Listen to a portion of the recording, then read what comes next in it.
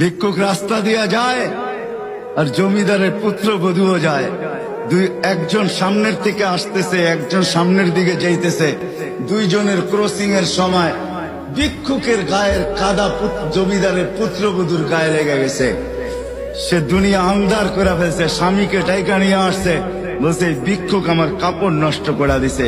সে শুধু ভিক্ষুক ছিল না, বৃদ্ধ ছিল। বৃদ্ধ ছিল না শুধু, জীর্ণ ছিল, শীর্ণ ছিল। শরীরে কাপড় ছিল না, ফাটা চিরা কাপড় ছিল। পায়ে জুতা ছিল না, পেটে ভাত ছিল না।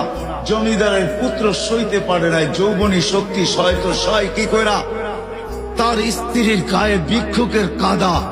বস সমগ্র শক্তিকে হাতে জমা করা, একত্র করা বৃদ্ধের গালে বসায়।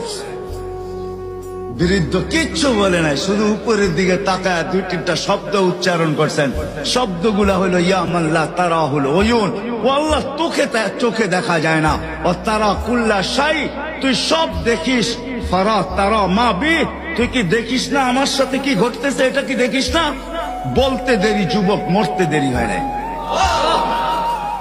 জমিদার চলে আসছে, প্রতিশোধ নিবে। বৃদ্ধের একদিকে মুস্কি হাসি, একদিকে বলতেছে প্রেমের খেলা এমনই হয়। জিজ্ঞাসা করছে কিসের প্রেমের খেলা রে? বলছে ওর প্রেমিকার গায়ে আমার কাদা লাগছে, পায়ের কাদা লাগছে, ও সইতে পারে নাই। যৌবনী শক্তি দিয়ে আমার বৃদ্ধ গালে বসায় দিছে। আমাকেও একজন ভালোবাসে, সেও সইতে পারে না।